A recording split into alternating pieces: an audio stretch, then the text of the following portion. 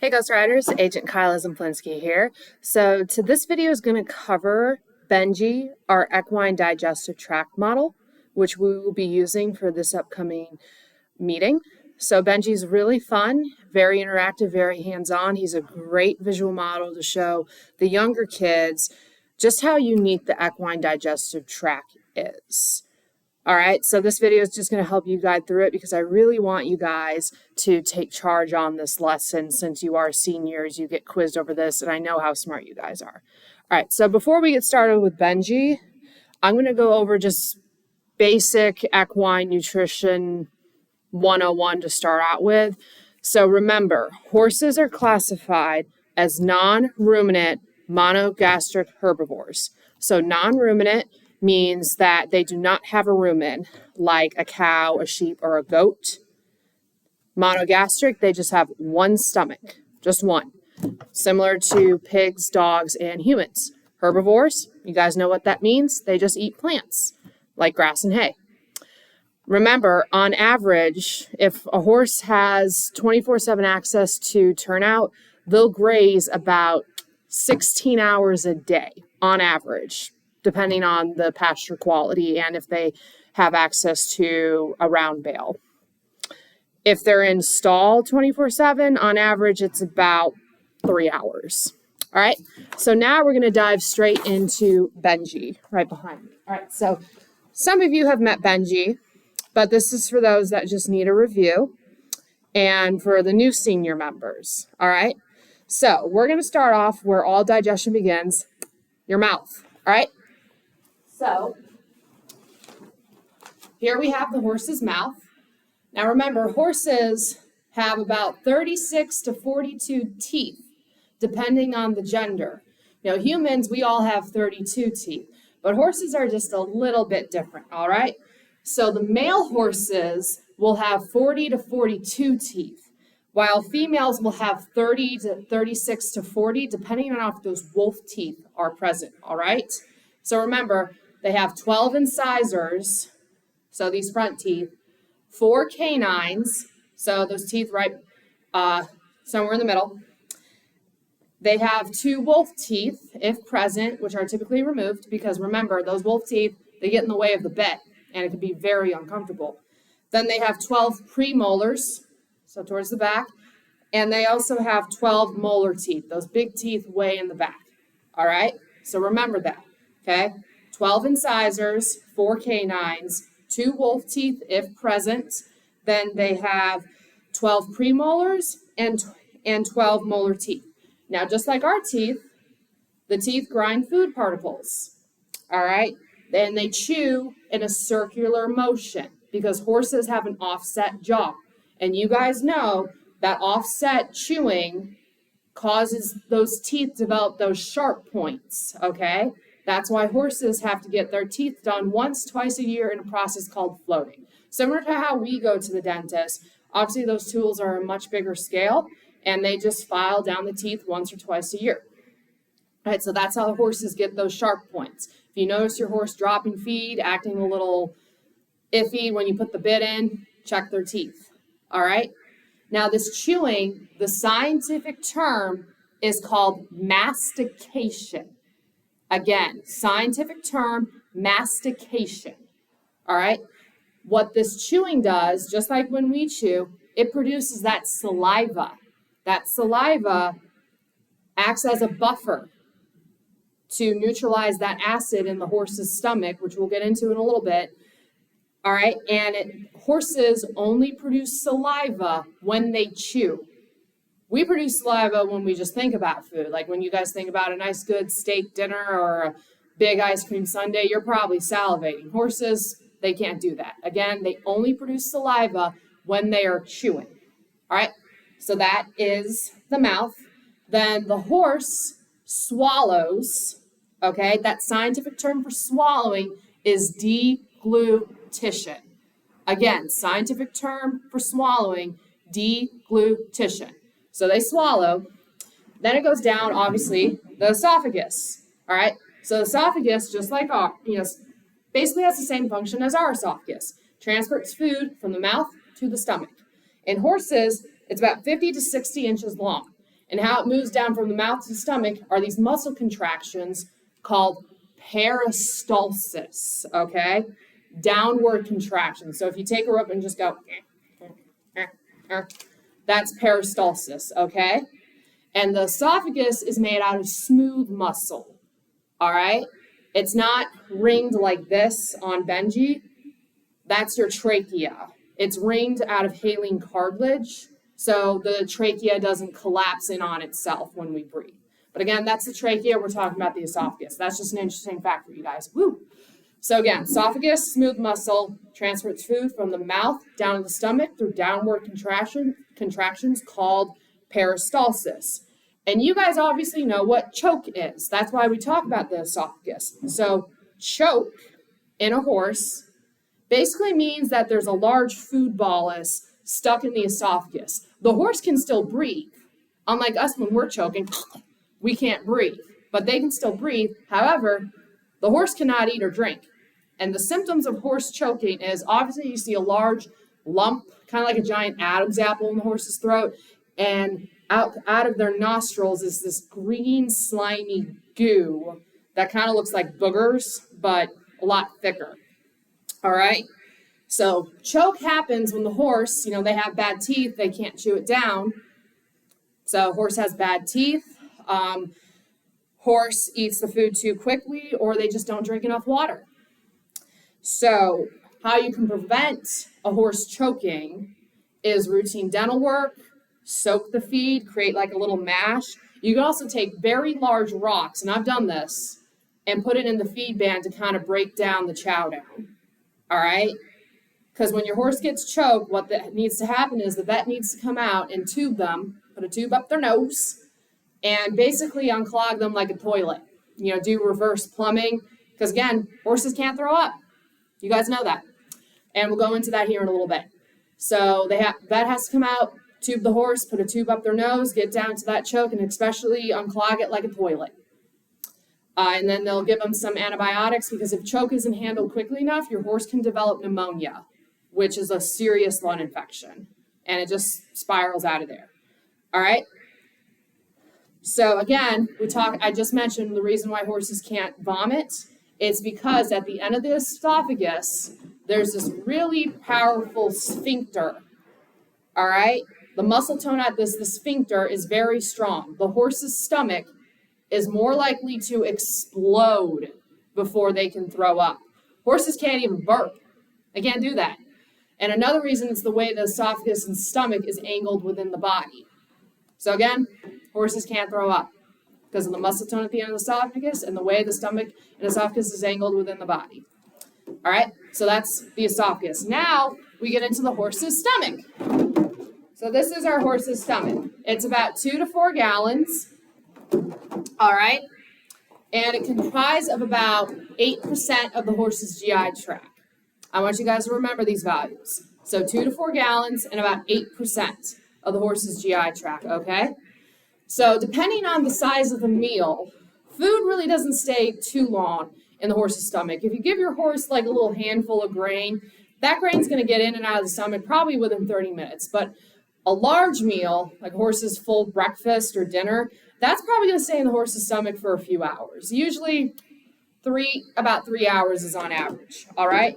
Now, how the stomach breaks down food, it's just like our stomach. So there's the mechanical digestion, so the stomach churning, just how you kind of squeeze a plastic bag. And there's also the chemical with enzymes, okay? So those two enzymes, I want you to remember pepsin and then hydrochloric acid. That helps break down, dissolve the food. Pepsin, which helps mainly break down proteins, and hydrochloric acid. You guys know what hydrochloric acid is. It can dissolve basically through anything. Probably wondering, wait, if it's in my stomach, because it's in our stomach too, why doesn't it burn a hole through our stomach? Because our stomach and the horse's stomach have a thick mucus lining. We have these cells in our stomach that produce this mucus lining that protect us from that hydrochloric acid. And you guys also know what happens when stomach acid meets the unprotected part of the stomach. That's how your horse gets ulcers. Once your horse gets ulcers, it's a very expensive management treatment. So it's very important, horses get ulcers when they're running around, there's not food in their stomach, and that acid is splashing that unprotected part of the stomach, usually close to the esophagus. Part of the stomach that is not protected by that stomach acid is right near the esophagus. If you endoscope a horse and you find an ulcer, more than likely it's going to be pretty close to where the esophagus and the stomach meet because that part's unprotected. So to treat that, you have to give them ulcer guard, and each tube, it's about $40. And the treatment could be months. So you do the math. 40 times X amount of days, it adds up. All right? So some interesting facts about the horse's digestive tract. All right? You guys already know this, but I'm going to review it again. Remember, horses don't have a gallbladder. So we have a gallbladder. Remember, gallbladder stores bile. Bile is a substance, the enzyme that breaks down fat. If you guys ever done your dishes after making bacon or some type of meat on a pan and that grease forms, and you put dish soap on it, you let it soak, that dish soap emulsifies the fat. Bile works the exact same way. So remember, liver makes the bile, gallbladder stores it. But in the case of the horse, no gallbladder. Because think about it. Do they eat a lot of fatty foods? No. So why have gallbladder if you don't eat a lot of fatty foods? All right? Remember, they cannot tolerate toxins or molds. That's why they call us horse people hay crazy, because we want to get top quality hay. Because moldy hay will make your horse very sick or kill them. Because again, that mold, you can give that moldy hay to your cow or your goat and they'll be fine, because they're what's known as hindgut fermenters. All right? Oh, foregut fermenters, I apologize. So cows and goats and sheep are foregut fermenters, meaning those microbes, those little bugs, the protozoa, bacteria, get to those toxins and molds and break it down before the cow can absorb them. Horses are the reverse. They are the hindgut fermenters. So they'll absorb those toxins and molds, which will get into their bloodstream and cause them to get really, really sick before those little bugs in their hindgut can get to them. So again, horses, hindgut fermenters.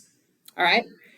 And then the stomach, people think horses are huge. Look at a Clydesdale. They think they have these huge stomachs.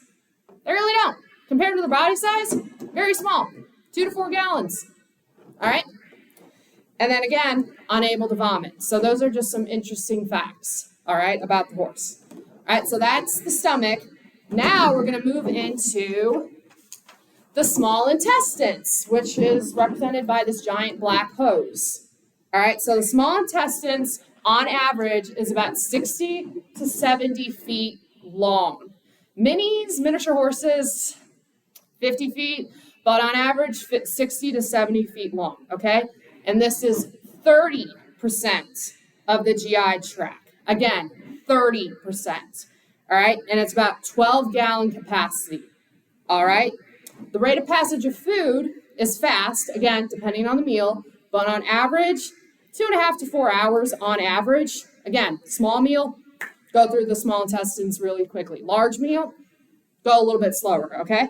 And there are 3 parts I want you guys to remember. The first part, right after the stomach, the duodenum. I'm going to say that again. Duodenum, okay? The next part, jejunum. Again, jejunum. Some people say duodenum, but I say jejunum, okay? The very last part, bear with me. Come here. The very, very last part, before we get into the part of the GI tract that's really fun, ileum, okay? So again, first part, right after the stomach, duodenum. Second part, the jejunum. Last part, ileum, all right? And just like our small intestines, this is the major site of nutrient absorption. So you guys know what the nutrients are. There are proteins, vitamins, minerals, fats. Those are the major nutrients. I'll go over the others in a little bit, all right? So remember, there are fat and water-soluble vitamins, all right? So in the small intestines, it's mainly the fat-soluble vitamins. So these are vitamin A, vitamin D, E, and K, all right? Water-soluble are the B complexes. There's more than one.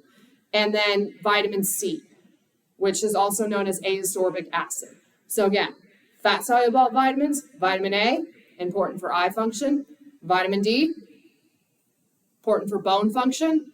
Vitamin E, antioxidant, helps us fight off infection, our immune system. And vitamin K helps us with blood clotting. So perfect example, if you buy rat poison, rats eat it. That's a vitamin K antagonist. They get a little cut, they'll essentially bleed to death, either externally or internally. All right, so that's vitamin K, is that helps with blood clotting. All right, vitamin B complexes have a multitude of functions. I won't get into that because we don't have time. Vitamin C, ascorbic acid, obviously helps us with immunity. Horses don't need to ingest vitamin C because they naturally make it within the liver. The only animals that need to ingest vitamin C are humans, guinea pigs, and chimpanzees and other apes and monkeys, because we don't naturally make it within our liver. Why? We have no idea. That's just how we are. So again, horses, they naturally make their own vitamin C. All right. Carbs, another important nutrient, are also get broken down and absorbed in the small intestines. All right. And again, because they don't have a gallbladder, there's continuous leak of bile from the liver. All right. So that's the small intestines in a nutshell. Major function is it absorbs all those nutrients, proteins, fats, minerals, vitamins, or if you're my mom, vitamins, and then carbs. All right. So now we get into the really, really fun part. This is the part of the equine digestive tract that you guys really need to you need to focus on all parts of the equine digestive tract, but this is the part I really want you guys to focus on because this is where all the fun stuff is. All right. So after the, again, ileum, we then go into the cecum, all right, represented by this plastic bag. All right. So there's food stuff in there. All right. So it's about 4 feet long, the cecum, which I'm holding right now. The cecum, about 4 feet long, 8-gallon capacity, and it's about 15% of the GI tract. So again, 4 feet long, 8-gallon capacity, 15% of the GI tract. All right. Feed, again, depending on how large the meal, reaches the cecum. We've calculated on average about an hour, maybe 2 hours, in a really small meal, like you just give your horse a handful of grain to catch them, 45 minutes. But again, it's those 2 words we use a lot. It depends. And in this case, it depends on the rate of the meal, but just remember 45 to 60 minutes. I would just say maybe an hour to an hour and a half. All right. So the big thing that happens in this lovely cecum is a process called fermentation. I'm going to say that again, fermentation. All right, so the fermentation, it's anaerobic. Anaerobic means without oxygen. There's no oxygen. All right, and this is where the microflora get to work. The microflora, those little bugs, the protozoa, the bacteria, the good ones, take that grass, hay, food, and break it down, okay? And this is the production of volatile fatty acids.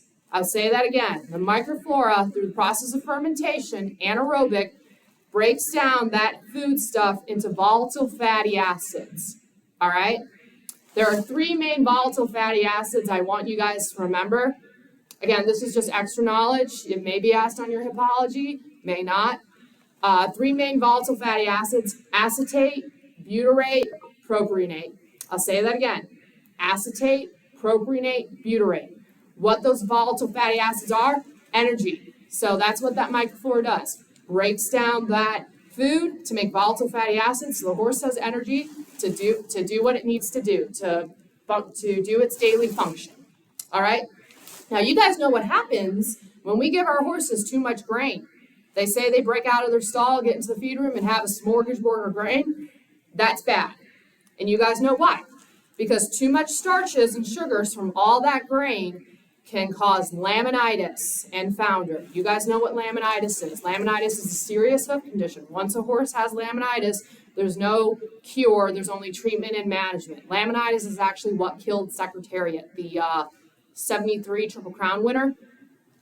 So what happens when our horses eat too much sweets, just like how, you guys don't feel too good when you eat too many sweets, is all of those starches and sugars overwhelm the microflora. There's too much of it to break down. So what happens is that microflora dies. It kaploots. So it dies. When they die, they release those endotoxins. So again, toxins into the horse's cecum, and it messes with the pH of that hindgut. pH is how much, basically the acid reading level. You guys know the pH scale from neutral to, from basic to acidic with, I think it's 7 being neutral, that's water. And if you go down from 7 to 0, it's more acidic. You go from 7 to 14, it's more basic. All right, so the pH of the hindgut is now completely off. It's wonky now. So what happens is blood, to help reestablish that balance, blood from the hooves gets redirected to the cecum to help balance that out. Well, you guys know lamina, the tissue within the horse's hoof that keeps that coffin bone in place, kind of like Velcro on a shoe. It's living tissue. What happens with living tissue without blood? It dies. So without that blood, that tissue's dying and the coffin bone can't stay in place. It'll start to rotate. So again, that's what happens, bottom line up front, that's what happens when horses eat too many starches. If you believe, early signs of laminitis include increased digital pulse. So you go down the horse's leg and feel that pulse just throbbing, and hot hooves. So if you catch those signs early, cut grain off your horse's diet completely and call the vet and get ice on those hooves. Get ice boots on the horse's legs, on their hooves in any way possible. The sooner you can get it, the less damage your horse will suffer. All right, so that's the cecum. Again, 4 feet long, 8-gallon capacity, 15% of the GI tract. Major takeaway, fermentation, which is anaerobic. This is where the feed stuff gets converted into volatile fatty acids in an anaerobic process. All right, then after the cecum, we have the cecocolic orifice. So right about here, you notice how that term has colic? Because most colic cases, if horse is going to colic, which you guys know is obstruction in the GI tract, basically a really, really bad tummy ache, it's going to happen in there. So after the cecum, it's the cecocolic orifice, all right? So then we just kind of get into the general large intestines, okay? So this dryer hose represents just the horse's general small intestines. Yes, the cecum is part of the large intestines, but that's kind of like the major takeaway, but that's a major part. That's why we talk about it much. The other parts of the large intestines are important because they have other functions. But again, cecum, cecocolic orifice. If a colic's going to happen, that's where it's going to happen. That's after cecum. Then we get into the general large intestines, which starts with the colon. All right. So some interesting facts about the large intestines entirely. It's about 50-60% of the GI tract. The rate of passage from the start of the hindgut to the end, you guys know what that means. Again, depends on the large meal, 36 to 48 hours. Larger meals, generally 72 hours. All right. So again, in the large intestines, this is before that waste material expels out of the horse, final absorption of those proteins, fats, minerals, and carbs. All right. Again, proteins, everything is fermented. Everything. All of that is fermented by bacterial action. Proteins are fermented into those amino acids, so those building blocks that help develop muscle. Okay? Fats are converted into volatile fatty acids as well to be turned in energy. All right? And vitamins E, K, and the B complexes are absorbed well. This is the final place for everything to get absorbed before it leaves the horse. All right?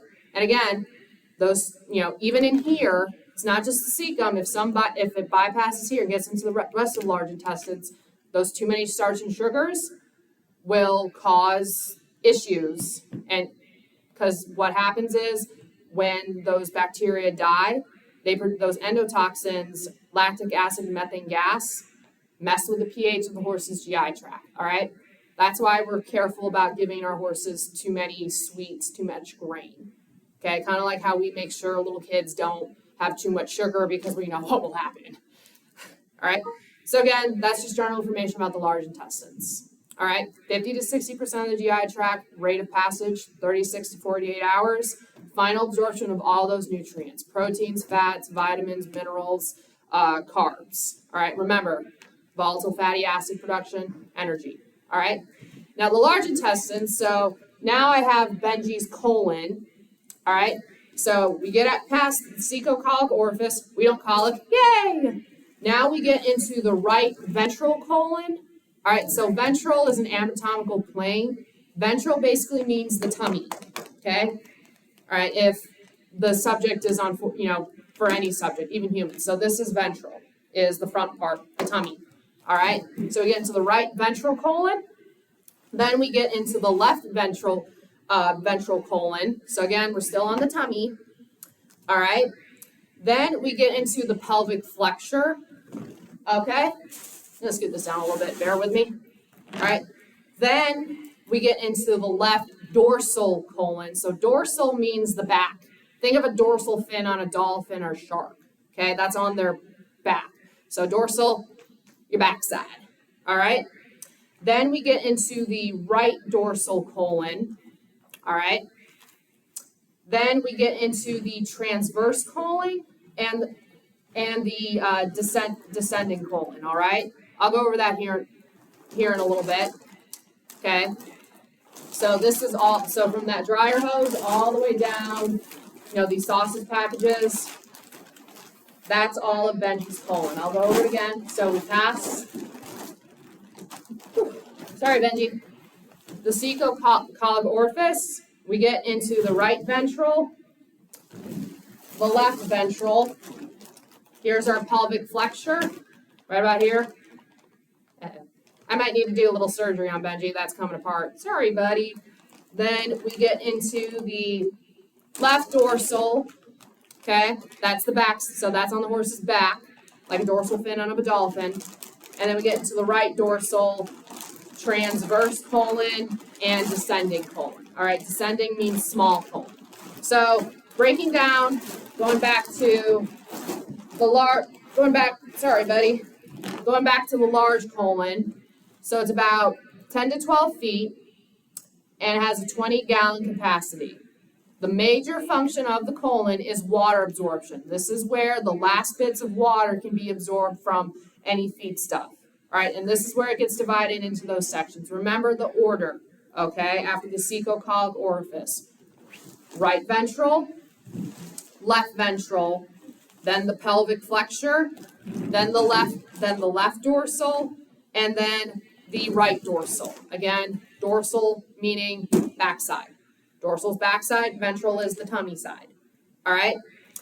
Then we get into our small colon, same length. It's about 10 to 12 feet, and it has a 4-gallon capacity. All right. You can see in the small colon, this is where we form those fecal balls. So that's what these little brown bags are. We're starting to get those fecal balls we're all so familiar with.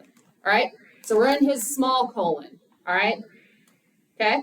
So same thing, water absorption, forms fecal balls, 4 gallons, 10 to 12 feet, all right? So we get through all those parts of the colon, right ventral, left ventral, the pelvic flexure, left dorsal, right dorsal, okay? All right, that's his colon. Now we're in the final parts, the rectum, represented by this pipe. So it is 12 inches long. Again, this is where any last remaining bits of water are absorbed. And this holds waste material until the horse is ready to expel it from from the rectum. This is also where we take temperatures. All right, if you ever done a rectal palpitation on a horse, which I've done for when I was in grad school, there's always poop material there. Like I put my hand in there and it's, even at my fingertips, it's right there. Okay? So again, holds waste material until the horse is ready to expel it out. And on average, a horse will produce about 50 pounds of poop per day. On average. Obviously, larger horses are going to produce more. Smaller horses, a little bit less. But general 1,000-pound horse, 50 pounds a day. Alrighty, and so you guys do the math. 50 times 365 days, that's a lot of poop. All right? So another thing I want you guys to know about the colon, the hindgut, If you ever notice the vet taking vitals on a horse, especially if your horse is a little bit colicky, you guys know the symptoms of a horse showing colic. Biting at their sides, they're rolling, they're sweating, they're pawing.